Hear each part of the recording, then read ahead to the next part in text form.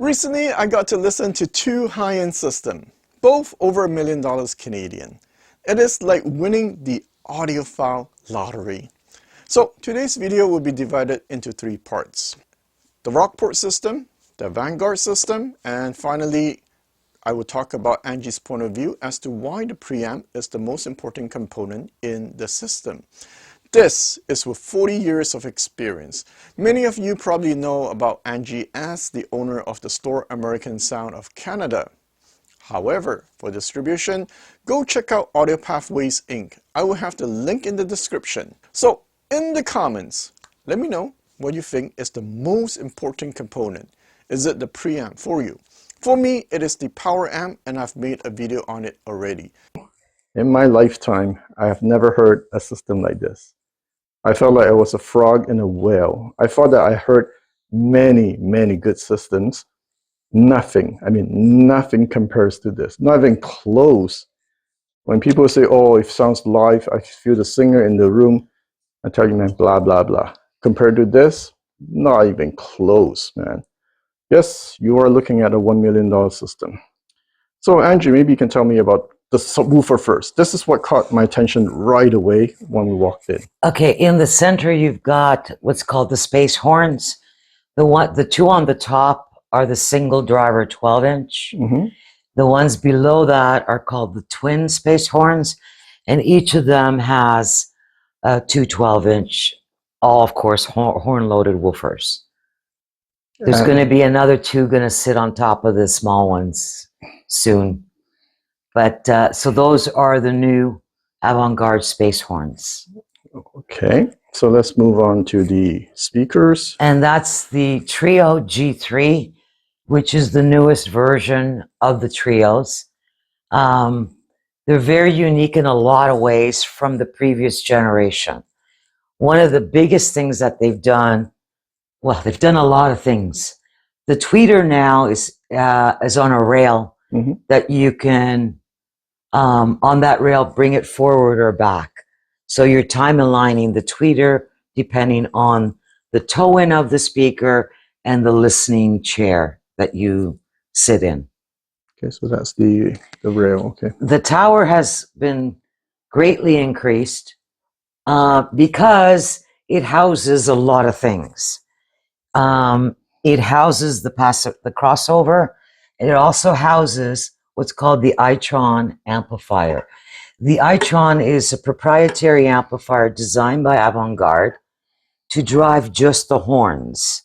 So your tweeter, mid-range, and mid-horns are driven by the iTron. You can patch in your own amplifier if you so chose to. The subs have their own 1000-watt amp, so you don't need an amp to drive them. The speaker is 107, 190 dB efficiency, so you don't require a lot of power, but a good performing amplifier is something I would highly recommend because horns can be very unforgiving and ruthless. So you can switch between, you can start with your own amplifiers. If later down the road you wanted, you can buy the panel for the iTron, and it can be put into the speaker. So you can take it as a step 2 if you can't go iTron all the way right away. The iTron option is $49,000 US. The horns themselves without the iTron is 109. So you would do 109, 49, and the crossover, which adds another 5,000. And the subwoofers? The subwoofers are 109 for the twins, for the pair. That's the bottom two. The top two, I believe, is 80,000 a pair. 80 or 88 for the pair. And all US. You'll notice that you can keep adding subs. You just daisy chain the cable from one sub to the other. You'll also notice this connection, the Ethernet connection. That's for the DSP, which is a program that will allow you to contour the bass response that you want. So you download the app on your computer, and there's like a little graphic EQ, which will do boosting, gain settings, and frequency settings, and that's just for the bass. So, because the bass is the most difficult part to integrate in a room. so no wonder that's why it did not felt bloated. That's right? correct. Right. I can adjust it. Because it was so big, I was expecting to be like, I don't know, like bombarded by bass, but no. Like you expect to have all this bass and it's going to irritate you when it's not. It's gentle transition. And I can tell you guys, as I listen to the speaker, you don't get listening fatigue, but it can go very, very loud. Like it would extend all the way to, I don't know, supersonic, whatever. Well, we had levels of 90, 92 dB. Yeah. And you didn't even, you know, it was comfortable. You weren't even disturbed about it. Yeah. And also it goes so deep that, yeah, well, what do you expect? Look at the subwoofers, guys. It's like going to an IMAX cinema ×2 or something. It's like. So to go to the front end here, again, it's a VAC statement, although it was black. This one is silver, so that it could match my DCS Vivaldi Dac, which of course is clocked, which I'm a big believer in clocks, and upsampling so that I can stream music. So that's my DAC and streamer there. And that's, by the way, the Vivaldi Apex, so it is the latest version of the DCS. And I want to add something, like I was talking to Angie just now. The DCS is actually less expensive than the one upstairs, but because it's a question of synergy, system matching, that's why they're here as opposed to upstairs. And we had a great discussion about synergy because, as I always say, everything is a question of how well you match it, right? You don't just buy the best review gear and put them together thinking that it will just automatically sound good. It's all about system matching. And that's, I've been spending all my time on my channel talking about synergy, and this is a perfect example. Angie has all the resources. She can have the DAC upstairs, but no, she put this one because this is the best matching in this scenario for this room. And the turntable is my newest addition. That's the Esoteric T1. It's the top of the line for Esoteric. It's got a phase Mason cartridge, and it's their new 5000 series. That cartridge itself is about 20 US. 20,000 US. That's my car, guys. Sorry, I meant that's more than my car. Then we won't talk how much the phono stage is. It's a multi-chassis monoblock. So this is your right and this is your left channel. Each isolated. The power supplies. This is a step-up transformer, and that's the power. You can use 3 turntables, or I'm going to use 3 tone arms. So we're going to add another tone arm here, which I'm waiting for the tone arm to arrive any day now. So we insert another arm board like this for whatever arm I'm going to put. It's going to be a 12-inch, and that will go in there. So this table will take 3 tone arms, which I can patch into this one phono stage. And you'll notice the power supplies on the bottom. Esoteric is a big promoter of clocking. So even their turntable is clocked. It's not just for digital. It's also for the Esoteric turntable. And again, HRS stand. This is the VXR, which is their top. This is the SXR, which is the next one down. And the foundation that you put your equipment on matters. Yeah, my friend's a big fan of that, actually. Alan, right? So right. Yeah, so he keeps talking about it, and it's been months that he's talking about his HRS rack. I'm gonna go check it out at his place tonight. It's an upgrade. It's a necessity. Yeah. We get into the stands usually depending on the caliber of gear, but even now with their new entry level, any caliber of gear is worthy of an HRS. And of course, all my scattered records. And then we've got my record flattener. A record flattener? Yeah. Yeah. So this will. Oops. Record flattener. Yeah. So records are they don't stay perfectly flat. So what you put the record in here, it heats it up in certain areas, and cools down, and what comes out is a nice flat record without damaging it. How much is that thing? I'm not sure about the retail of it, but it's somewhere between, I think, around $2,000, $3,000. Don't think it's more than that. And then that's the cleaning machine. That's an oldie. They make VPI makes more newer units, which are more manageable in size as well. This is more like a pro version, so I can clean more records longer. With headphones on, of course. And we got Belanger and Bisson here. Yeah. I actually know them. They're going to be at the show at Toronto. Yeah. I saw him actually when he was parking his vehicle. I see. He's a funny guy, though. Good. And there's a box there that says a render. What I've been toying with, and that's this piece here. It's a new clock from them, because I'm always trying different clocks. Okay, let's go to the clock, guys. Yeah. And again, so clocks are important. This is their new top of the line one, which is absolutely amazing. We got a glitch happening, so I had to disconnect it, but we're going to figure it out.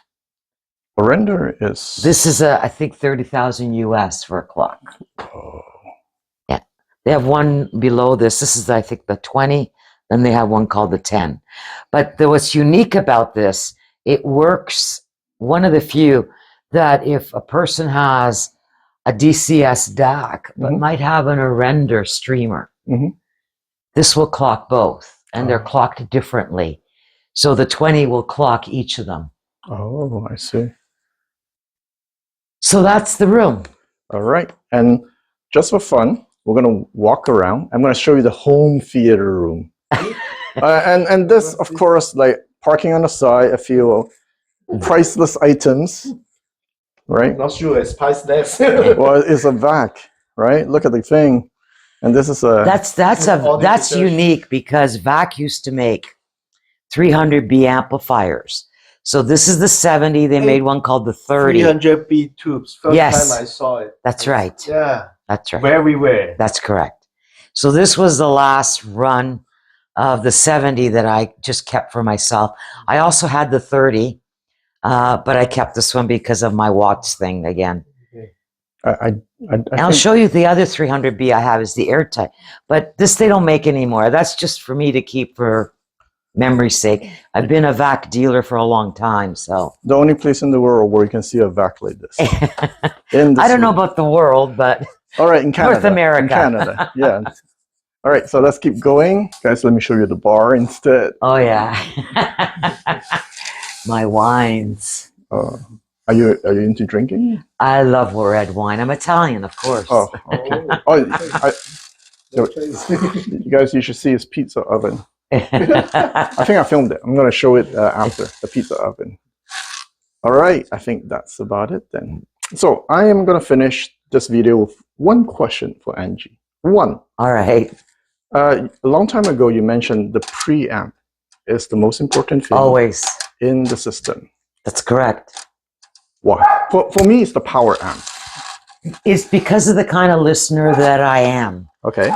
If people want what I like, and that is a presence of the music. So when people talk about soundstage and imaging and layers and decay and the way things, linger in the air, a lot of that is happening strictly with the preamp first. It's the heart and soul of the system. The speaker can't image on its own if the digital gear is not going to image on its own. So for me, going without a preamp in a system gives you, I'll use an extreme, a 2-dimension versus a 3-dimension. So the feel of the preamp just gives it breath and more emotion and feeling to the music. And to me, that's more important than the amount of bass I'm getting, because I will augment that with external subs, or I'll just buy bigger speakers that have good bass. Right. But I can't get that emotion if I don't have. And that's why both of my systems have top-notch preamplifiers. Another one I use a lot at the shop is the audio research, because you put an audio research and you're going to get that experience right away. What the VAC statement does is after you've experienced and know what that is about, is when you feel more comfortable spending even more money and getting something in an $80,000 or $100,000 preamplifier.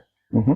So before changing your amp, don't get into the mono amps, bigger amplifiers. If your speaker doesn't need the wattage, if you want to get more space, dimension, air, emotion, go broke on the preamp and keep your amplifier if it's satisfying the appetite of your speaker. I see. And this is for 47 years of experience in audio.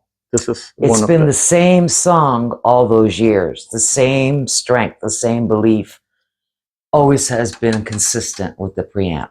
Oh, another thing we noticed today when we're upstairs listening to the Rockport, right? Yes, those are the Rockport Lyras. The bass on it is insane. It is. Yet, she still had 2 subwoofer rail going on. And she did this demo. She would turn off the sub and turn on the sub. It's one of those things, once you heard it with the sub, you can't go back, man. It's just very interesting. It really pressurized the room. What else does it do? That's the key to integrating a sub, and why all my systems, more than coincidence, end up with subwoofers, because I have them crossed over at a point where that sub is just coming in to continue the bass, but it's not even about the bass. It's what the word that Thomas used. It's pressurizing the room. Mm-hmm. So kind of like my fixation with preamps, it's kind of what my subs are doing. And the REL subs are my favorite because they do that integration seamlessly. So if I'm pressurizing my room and filling every corner of my room with sound, I feel it totally.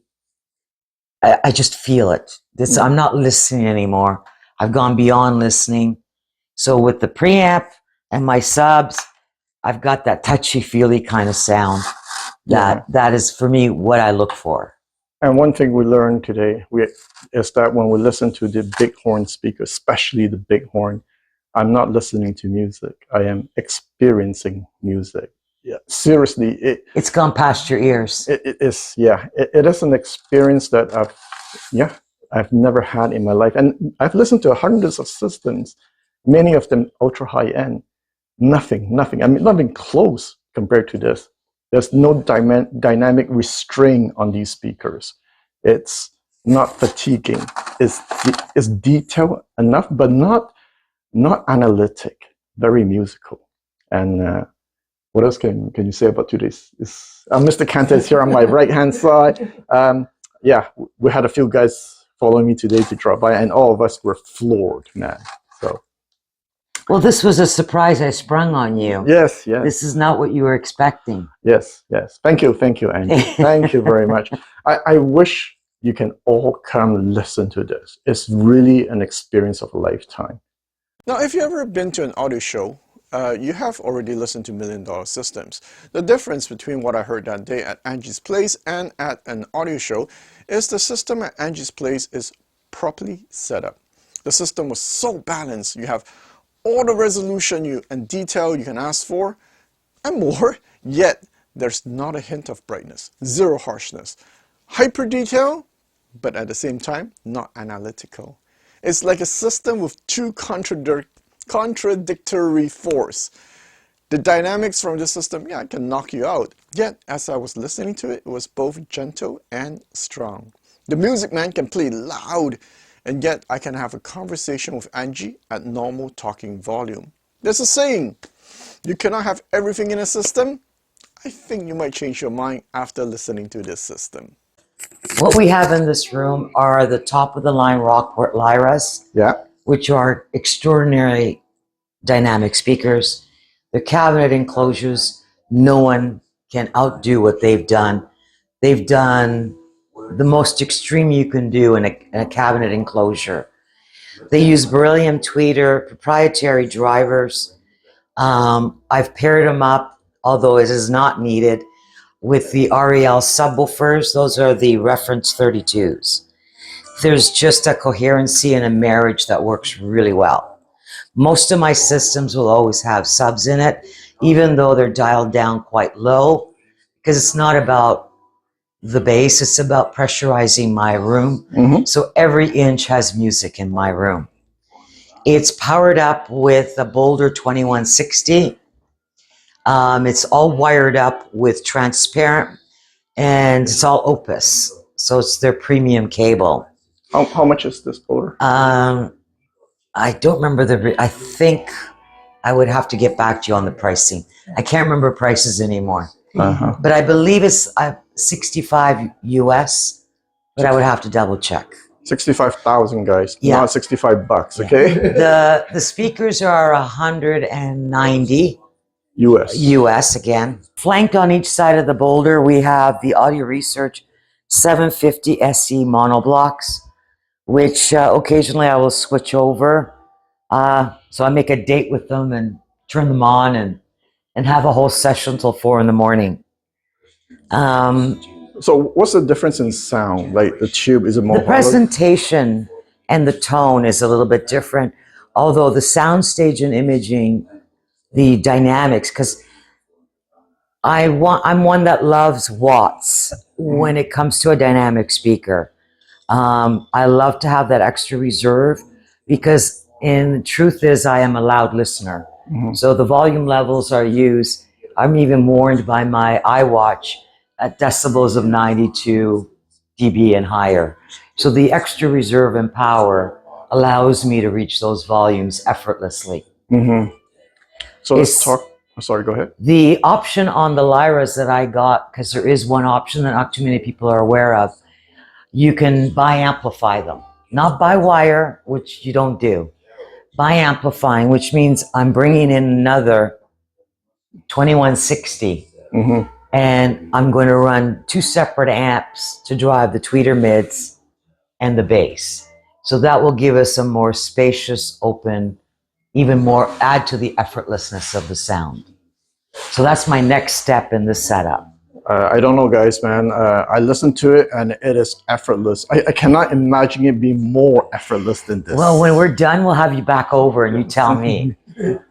This is the... Now, for the front end, because we run between the power amps about a 30-foot interconnect, because I leave my sources and my preamps away. I do not stack them.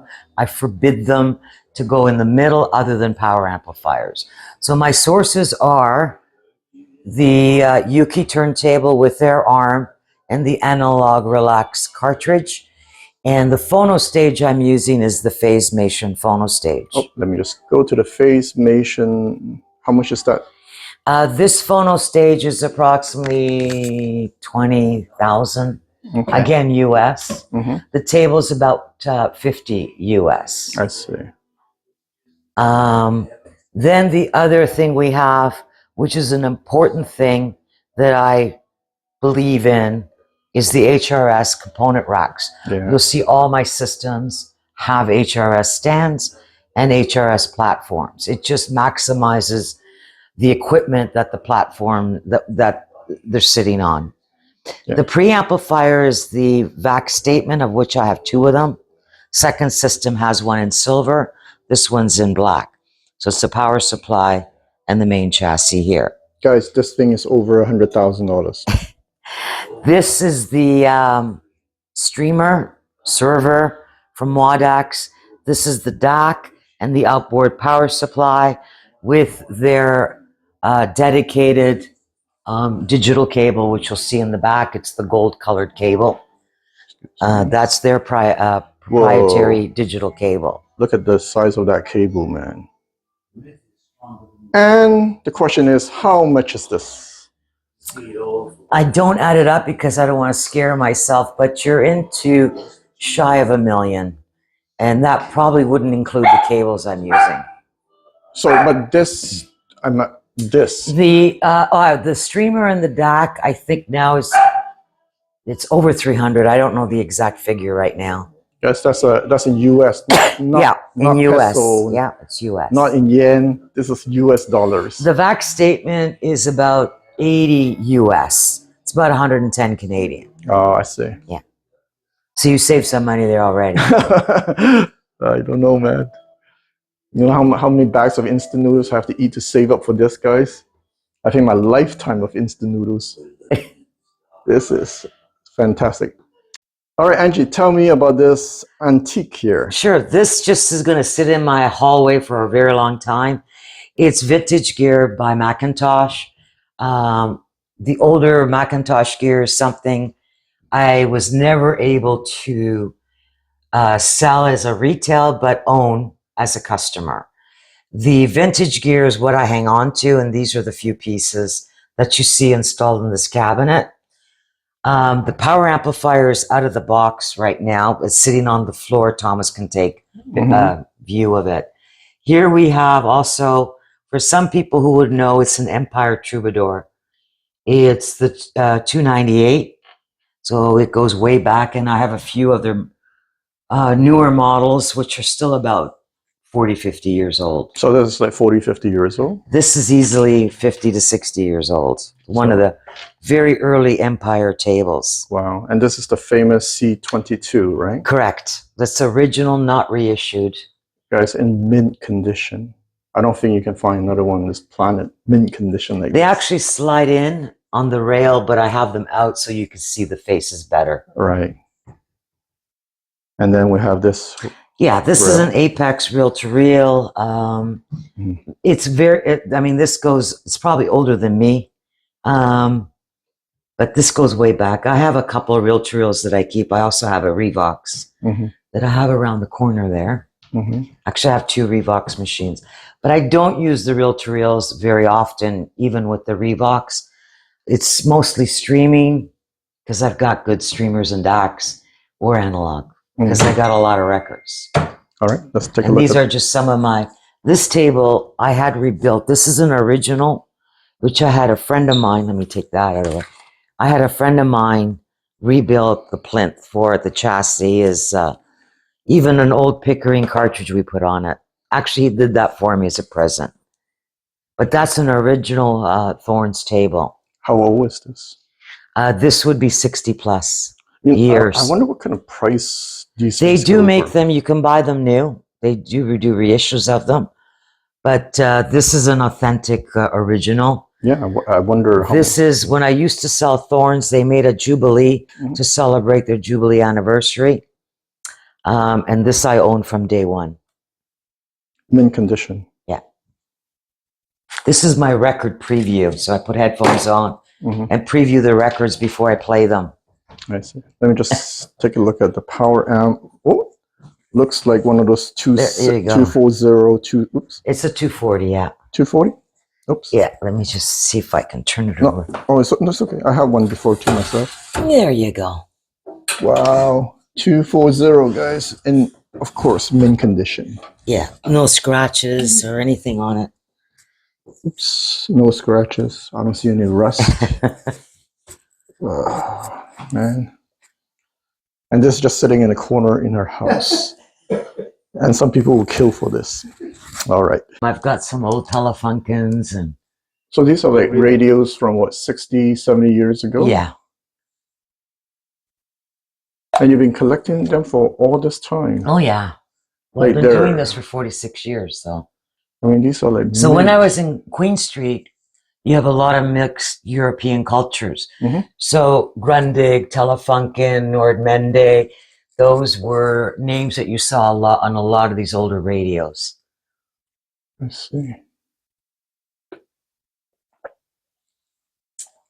A piece of history here. There used to be a big shortwave following as well. So you can get Europe, but now with what we have today, you don't need shortwave radios.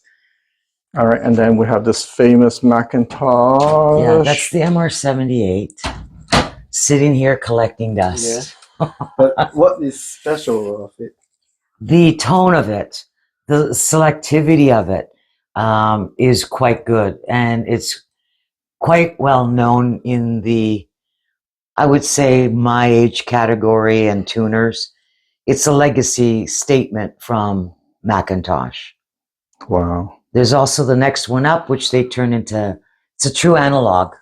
Then they made a digital version of it called the MR80, which I also have tucked away somewhere. Whoa. That's my Really? pizza oven. Something special? Yes.